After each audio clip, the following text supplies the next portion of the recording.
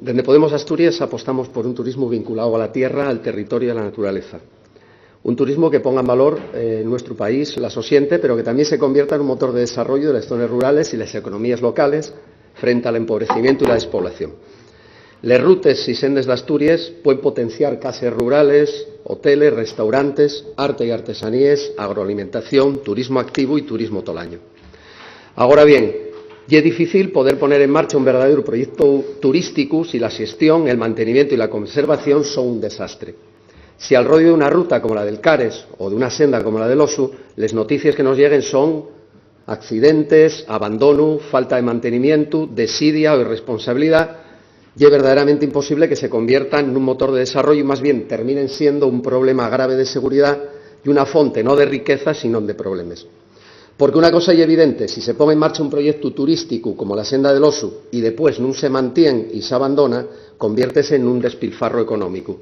Un despilfarro económico en una Asturias donde no podemos perder ni una sola oportunidad más. Podemos Asturias reclama una senda del Osu que pueda ser disfrutada a lo largo de todo el año, que garantice el respeto al medio ambiente y que garantice la seguridad, que permita la práctica del senderismo en el medio natural, proporcionando información, seguridad y calidad, como decíamos, incentivando el conocimiento del entorno natural de los espacios por donde se transita, buscando una práctica cultural y ambiental respetuosa. Por eso estamos de acuerdo con habilitar una partida urgente para ejecutar las obras necesarias en la senda del Osu que garanticen la seguridad de las personas usuarias. De la misma forma, estamos de acuerdo con una reforma integral y respetuosa con el medio ambiente, con el objetivo de que la senda del Osu se convierta en un recurso turístico en Asturias que sirva como motor económico de la comarca. Ahora bien, no compartimos que el Principado asuma la titularidad, la gestión y el mantenimiento de la senda del Osu.